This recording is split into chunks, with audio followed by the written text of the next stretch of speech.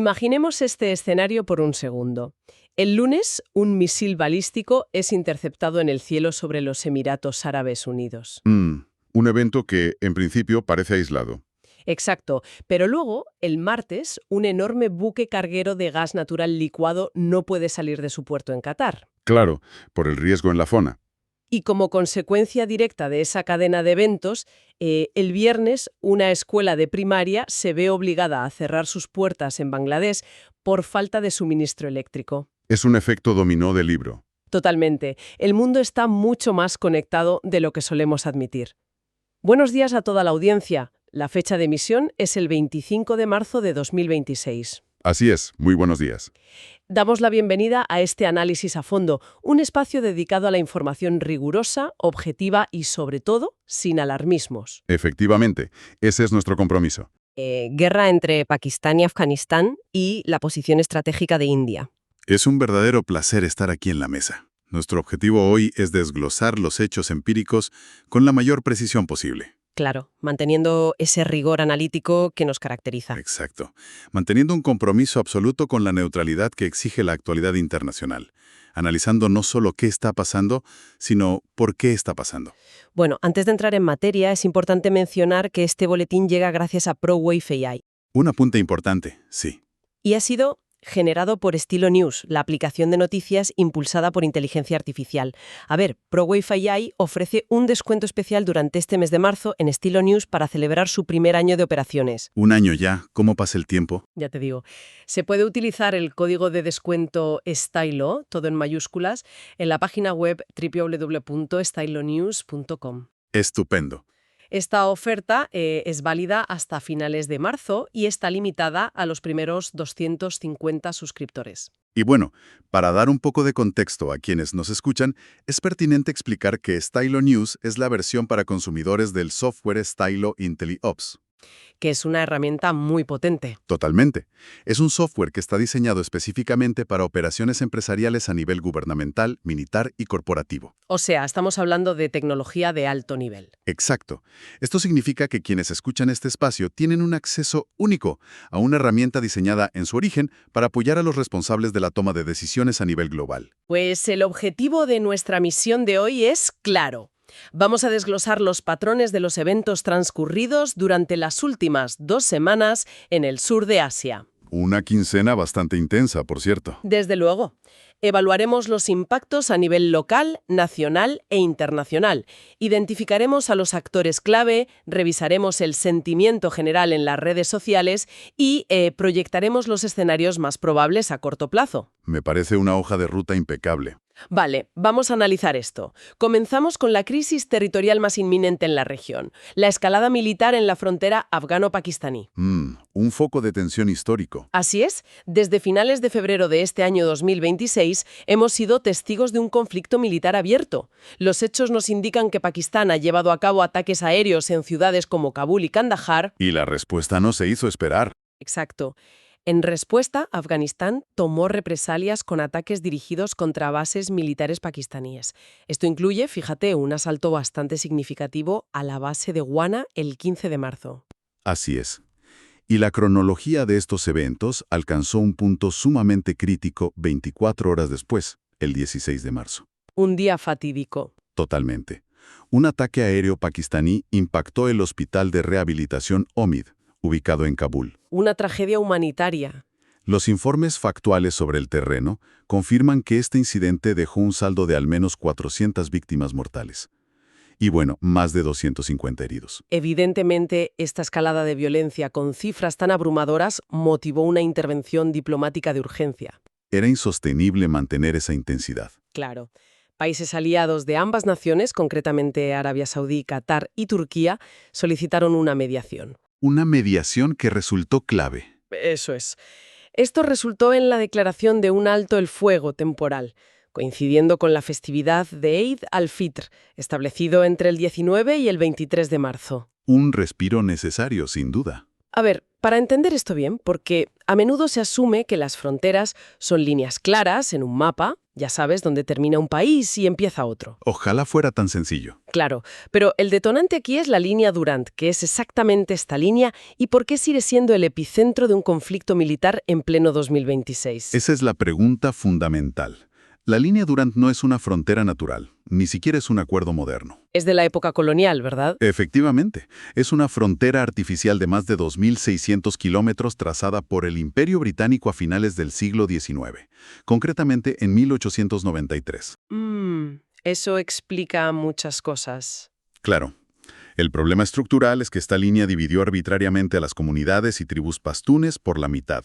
Una división sobre el papel, pero no en la realidad demográfica. Exacto.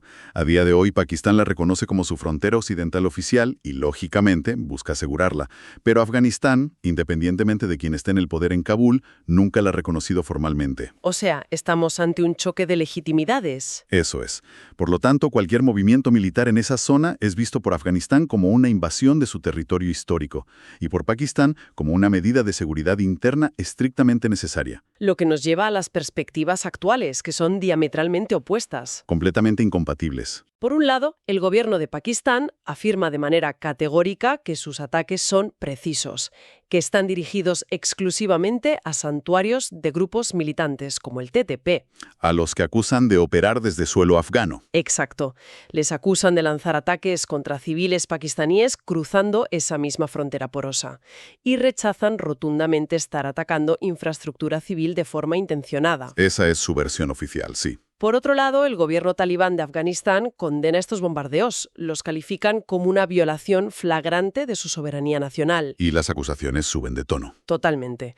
Acusan a Pakistán de agresiones directas e indiscriminadas contra infraestructuras médicas, como vimos en el Hospital Omid, y por supuesto niegan albergar a grupos terroristas. Lo fascinante aquí es cómo esta tregua temporal de Id muestra un deseo táctico, por ambas partes, de evitar una guerra total inmediata. Nadie quiere pulsar el botón rojo definitivo. Claro. Ninguno de los dos estados parece tener el interés estratégico o los recursos financieros y logísticos en este momento para sostener un conflicto a gran escala. Es que una guerra total arruinaría a ambas economías. Exacto. Sin embargo, la desconfianza subyacente sigue absolutamente intacta. El cese de las hostilidades responde a una festividad religiosa y a una inmensa presión internacional. No a un acuerdo de paz real. No en absoluto. No responde a una resolución del problema de fondo sobre la presencia de militantes o la legitimidad de la frontera. Fíjate que se podría pensar en la frontera afgano-pakistaní no como una simple disputa territorial, sino más bien como un termostato geopolítico. Es una buena analogía. Cuando los líderes sienten una inmensa presión política interna, suben la temperatura en la frontera para unificar a su población contra un enemigo externo. El clásico movimiento de distracción. Efectivamente.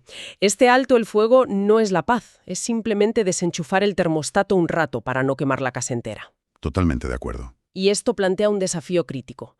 ¿Cómo se desescala un conflicto de esta magnitud cuando ambos bandos afirman ante la comunidad internacional estar actuando estrictamente en defensa propia?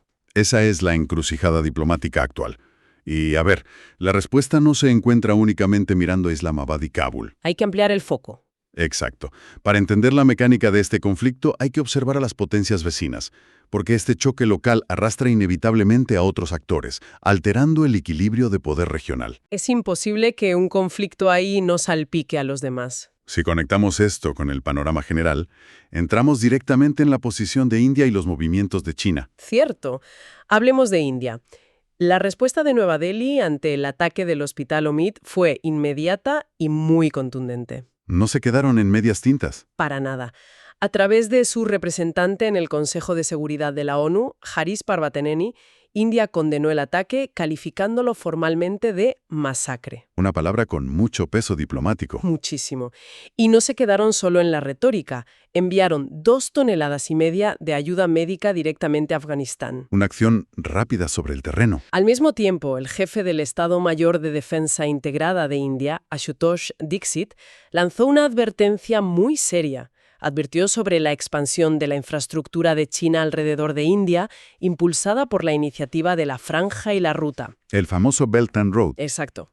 China está apoyando militarmente a Pakistán y, sorprendentemente, ha ofrecido mediar en el conflicto afgano-pakistaní, aunque Pakistán rechazó la oferta en un primer momento. Hay que desgranar ese concepto de la franja y la ruta para entender la ansiedad en Nueva Delhi.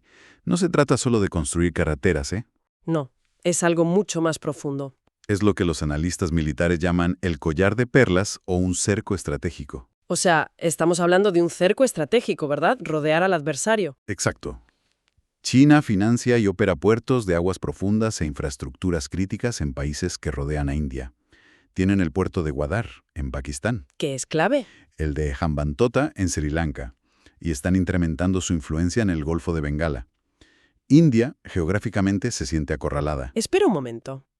Considerando este cerco estratégico que mencionas y el hecho de que Bangladesh, que históricamente ha sido cercano a India, ha comenzado a distanciarse en materia de cooperación de defensa. Sí, inclinándose hacia China y Pakistán. Exacto. Entonces, ¿es la ayuda médica de India a Afganistán puramente un acto de diplomacia humanitaria tras un bombardeo devastador? ¿O hay un cálculo geopolítico mucho más frío detrás de esas 2,5 toneladas de medicinas? Bueno, es una combinación, pero el peso geopolítico es innegable. Nada es gratis en geopolítica. Efectivamente.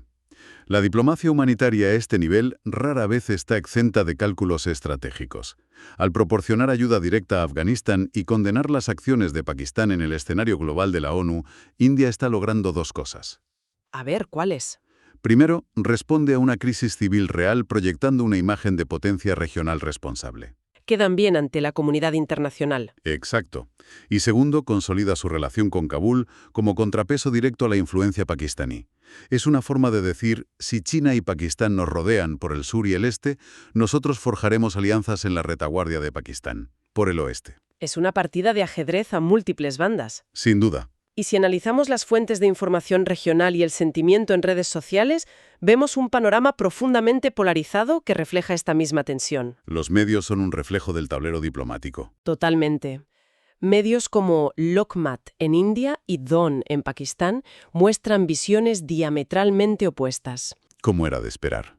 Mientras algunas plataformas internacionales aplauden la rapidez de la ayuda humanitaria a India, amplios sectores en Pakistán acusan a India de utilizar esa presencia en suelo afgano para financiar a grupos militantes y desestabilizar a Islamabad. Una acusación gravísima. Una acusación que el gobierno indio niega rotundamente, por supuesto. Y fíjate que, para equilibrar esta tensión militar fronteriza, India está utilizando herramientas económicas. ¿De qué tipo? Un ejemplo claro es la reciente flexibilización de las normas de inversión extranjera directa por parte de Nueva Delhi. Abriendo el mercado. Exacto. Están abriendo puertas de inversión incluso para países fronterizos. El objetivo es fomentar una integración económica tan profunda que el coste de un conflicto político sea inasumible para cualquiera de las partes. Es una estrategia inteligente. Pero este frágil escenario local no opera en el vacío. Para nada. Aquí es donde el análisis se amplía. Para entender la gravedad de la situación en el sur de Asia, debemos mirar hacia Oriente Medio. Porque todo está conectado. Claro, porque un shock externo está agravando drásticamente las condiciones internas. La guerra en curso entre Estados Unidos, Israel e Irán ha desencadenado ataques directos. Hemos visto cómo Emiratos Árabes Unidos ha tenido que interceptar cientos de misiles y drones iraníes. Una escalada sin precedentes recientes. En los incidentes más recientes documentados, neutralizaron 9 misiles balísticos y 33 drones. Así es. Y la comunicación oficial del Ministerio de Defensa de los Emiratos Árabes Unidos se ha centrado en destacar la tremenda eficacia de su robusto sistema de defensa aérea. Transmitiendo un mensaje de control. Exacto. Un mensaje de control y seguridad territorial. Pero a ver, si su sistema militar es tan robusto y capaz de interceptar estas amenazas, ¿por qué los mercados energéticos entraron en pánico casi de inmediato? Buena pregunta. Claramente, un buen escudo antimisiles no es suficiente para proteger la confianza comercial, porque el impacto colateral golpeó directamente a la infraestructura logística. Exactamente. Los ataques ocurrieron cerca de los centros neurálgicos de gas natural licuado, o GNL, en Qatar. Una zona crítica para la energía mundial. La proximidad de la violencia obligó a Qatar Energy a declarar causa de fuerza mayor, interrumpiendo severamente el suministro internacional. O sea, cerraron el grifo por precaución. Eso es. La comunidad internacional de la energía tuvo que hacer llamamientos urgentes a la diversificación y a la estabilización del estrecho de Hormuz. El GNL requiere condiciones de transporte marítimo sumamente estables y seguras. Claro, un misil cerca de un carguero de gas es una bomba en potencia. Efectivamente, cualquier riesgo balístico en la ruta paraliza las flotas por completo. Y las consecuencias de esta interrupción en el sur de Asia han sido casi inmediatas y devastadoras. Lo comentábamos al principio con el ejemplo de la escuela. Hablamos de una crisis de combustible en toda regla. Naciones como Bangladesh, Pakistán y Sri Lanka han tenido que tomar medidas drásticas frente a la escasez. Medidas que afectan al día a día de la población. Estamos viendo racionamiento severo de petróleo e incluso el cierre temporal de escuelas porque sencillamente no hay energía para mantener las ciudades funcionando. Es dramático. Y en medio de este caos de escasez vemos una maniobra diplomática de primer nivel. India enviando 5.000 toneladas métricas de diésel a Bangladesh a través de un oleoducto transfronterizo. Esto plantea una pregunta crucial sobre la vulnerabilidad extrema de las cadenas de suministro. Totalmente. Hay una profunda ironía geopolítica aquí. Naciones que muestran un distanciamiento en áreas militares o políticas, como decíamos antes, de Bangladesh e India, de repente se ven obligadas a depender de infraestructuras conjuntas, como ese oleoducto, para sobrevivir a una crisis. Enemigos políticos, pero socios energéticos por obligación. Exacto. Y todo generado por decisiones militares tomadas a miles de kilómetros de distancia, en el Golfo Pérsico. Que coquetea con la órbita de China, Nueva Delhi está utilizando la energía como un ancla.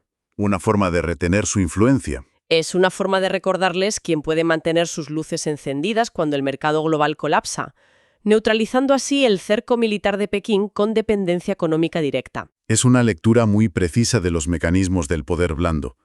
Y esta interconexión nos obliga a evaluar los indicadores de estabilidad interna. Porque la procesión va por dentro. Exacto.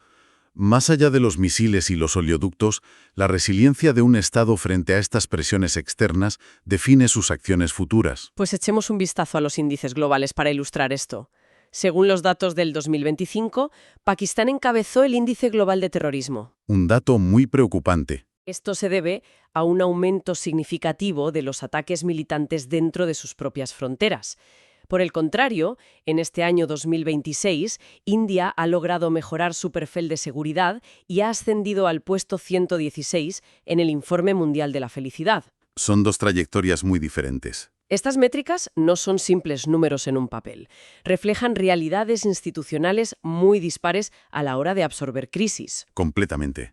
Una economía o una sociedad que ya está bajo una inmensa presión de seguridad interna, como es el caso de Pakistán, tiene mucho menos margen de maniobra diplomática cuando se corta el suministro de gas. Claro, el nivel de tolerancia de la población es menor. Pero incluso en India, que muestra mejores índices, las presiones internas son tangibles. Hemos documentado protestas significativas en el estado sureño de Tamil Nadu, impulsadas directamente por la escasez de gas licuado de petróleo. La inflación siempre saca a la gente a la calle. En un sistema federal complejo, los problemas de suministro global se traducen rápidamente en descontento político contra el gobierno central. Y aquí llegamos a uno de los puntos más curiosos de este análisis. En medio de advertencias militares, cierre de escuelas y protestas por el gas, emerge la diplomacia deportiva como un canal paralelo inusual. El poder del deporte. La Superliga de Pakistán, de cricket, la PSL, se ha solapado temporalmente con la Liga India, la famosísima IPL. Que mueve masas en ambos países. Mueve millones. Además, los informes destacan que un jugador pakistaní ha fichado por un equipo propiedad de inversores indios en otro torneo internacional. Es una dinámica fascinante, la verdad. Es increíble. Los gobiernos están con la retórica bélica al máximo nivel, pero los aficionados indios y pakistaníes están dispuestos a aplaudir el mismo talento deportivo. Al final, el factor humano y comercial pesa mucho. Demuestra que el capital comercial y los intereses sociales a menudo cruzan fronteras que la diplomacia de Estado cierra a cal y canto. Es un fenómeno que ilustra perfectamente el nivel de complejidad al que se enfrentan los responsables de la toma de decisiones en 2026. No debe ser fácil estar en su pellejo. Para nada. Un líder gubernamental en Asia del Sur hoy tiene que hacer malabares. En una misma mañana debe gestionar reportes de ataques balísticos en la frontera, aprobar compras de diésel de emergencia para evitar apagones masivos. Calmar las protestas en las calles por la inflación. Exacto. y observar cómo el sector empresarial sigue buscando lazos económicos transfronterizos a través del deporte. Todo ocurre simultáneamente. Una locura de agenda. Y, sin embargo, a todo este tablero hay que sumarle una amenaza que opera en silencio pero que tiene el potencial de redefinir toda la región. Estamos hablando de la crisis climática, por supuesto. El elefante en la habitación. Los estudios científicos más recientes advierten con extrema gravedad sobre el deshielo acelerado de los glaciares del Himalaya. Esto no es un problema ecológico abstracto. No, es una amenaza de primer nivel. Es una amenaza directa a la seguridad hídrica de más de 2.000 millones de personas en toda Asia. Esos glaciares son la fuente que alimenta los principales ríos de la región. Ríos que son el motor de esos países. Fundamentales para la agricultura y el consumo de India, Pakistán y China. Exacto. Es el gran interrogante estratégico. Mientras que las disputas sobre dónde dibujar la línea Dudant consumen los titulares diplomáticos diarios. Que si los misiles, que si la frontera. Claro. Pues mientras tanto, el agua que necesitan para sobrevivir literalmente desaparece de las montañas. Una cuenta atrás silenciosa. La escasez hídrica actúa como el multiplicador de amenazas definitivo. Puede exacerbar todos los conflictos que hemos analizado hoy, desde la competencia territorial hasta las protestas internas por el costo de vida. Es casi una ironía trágica. Pelean por el control de la tierra, mientras el recurso vital que la hace habitable no reconoce fronteras soberanas ni pactos de alto el fuego. La naturaleza no negocia. Así es. Habiendo desglosado las dimensiones de estos conflictos geopolíticos, militares, energéticos y climáticos, es momento de sintetizar. ¿Cuáles son los indicadores críticos que los analistas y responsables deben observar a muy corto plazo? Bueno, el primer indicador inmediato es el vencimiento del alto el fuego de Eid al-Fitr, previsto para después del 23 de marzo. Ahí veremos si hay voluntad real de paz. Hay que observar con lupa si se reanudan los ataques aéreos y las incursiones terrestres, o si prosperan los canales de mediación. ¿Crees que habrá una mediación más formal? Se baraja la posibilidad de una mayor intervención de Naciones Unidas o de actores con peso específico en la región como Rusia, China o Turquía, para consolidar una mesa de negociación formal. El segundo indicador fundamental será la gestión de los mercados energéticos. Eso nos afecta a todos. La duración de esa declaración de fuerza mayor en Qatar y la evolución táctica en el Golfo Pérsico determinarán si la inflación y el racionamiento de combustible se convierten en un problema crónico para el sur de Asia durante esta primavera. Exacto. Entonces, reuniendo todos estos factores, ¿cuál es el diagnóstico final? Pues, en términos puramente analíticos, la conclusión es que el sur de Asia se encuentra en un estado de inestabilidad elevada. Una etiqueta muy descriptiva. Se trata de un ecosistema altamente volátil. Cualquier chispa local, como un malentendido en un puesto fronterizo, o un shock externo, como un dron interceptado en otra ruta comercial clave. Como el del inicio del programa. Exacto. Pues posee hoy la capacidad de alterar drásticamente las condiciones de seguridad y la economía de cientos de millones de personas en cuestión de días. Y con este análisis, dejamos atrás el rigor y la solemnidad de la mesa de redacción tradicional para acercarnos de una forma mucho más cálida a quienes nos acompañan al otro lado. Nos quitamos la corbata, por así decirlo. Eso es. Ha sido un viaje intenso a través del complejo tablero geopolítico mundial y esperamos haber arrojado luz sobre la maquinaria interna de estos eventos que, a simple vista, pueden parecer abrumadores. Sin duda, la cantidad de información bruta que se genera cada minuto en el mundo es verdaderamente colosal. Es imposible procesarlo todo uno solo. Entender no solo los titulares, sino cómo un evento en Doha afecta al precio del pan en Islamabad o al suministro eléctrico en Dhaka es fundamental para no perderse en el ruido informativo diario. Exactamente. Y para eso, precisamente, existe la herramienta que hace posible este análisis a fondo. Queremos recordar a nuestra audiencia qué es Estilo News. Que no es un simple lector de noticias. No estamos hablando de un simple agregador de titulares. Es una aplicación muy potente diseñada tanto para dispositivos móviles como para ordenadores que permite a cualquier persona descargar y personalizar informes diarios. Informes a medida. Hablamos de reportes al más puro estilo de la inteligencia profesional gubernamental, pero adaptados al usuario. Así es. La plataforma extrae datos de cientos de fuentes de noticias tradicionales, agencias globales y también monitorea el sentimiento y la información en tiempo real a través de la red social X. Lo que te da una visión 360. Básicamente pone en la palma de la mano el poder de procesamiento y análisis que antes estaba reservado única y exclusivamente para los despachos institucionales. Así que si desean estar un paso por delante de la actualidad, comprender el porqué de las cosas y recibir noticias bajo demanda impulsadas por inteligencia artificial, la invitación es clara. Que no se lo piensen. Suscríbanse a Estilo News visitando la página web www.estilonews.com. Y no olviden aprovechar el código especial que mencionamos al inicio. Agradecemos sinceramente a toda la audiencia el tiempo y la atención que nos han dedicado hoy. Ha sido un placer. El mundo contemporáneo es un sistema inmensamente complejo, pero comprenderlo a fondo es siempre el primer paso indispensable para navegarlo con seguridad. Totalmente. Les animamos a solicitar temas específicos que les generen curiosidad para futuros análisis a fondo a través de nuestras plataformas. Y por favor, sigan Estilo News en sus redes sociales favoritas para mantenerse al día. Esperamos sus sugerencias. Para despedirnos hoy nos gustaría dejar sobre la mesa una reflexión provocadora para que investiguen por su cuenta a partir de los datos que hemos analizado. A ver. A medida que los glaciares del Himalaya continúan su proceso implacable de derretimiento, alterando el suministro de agua para potencias vecinas que poseen armamento nuclear, podría ser, irónicamente, esta devastadora crisis climática el único catalizador con la magnitud suficiente como para obligar a adversarios históricos a sentarse, por fin, en una misma mesa de cooperación regional real? Una pregunta que da mucho que pensar. Gracias por acompañarnos y hasta la próxima.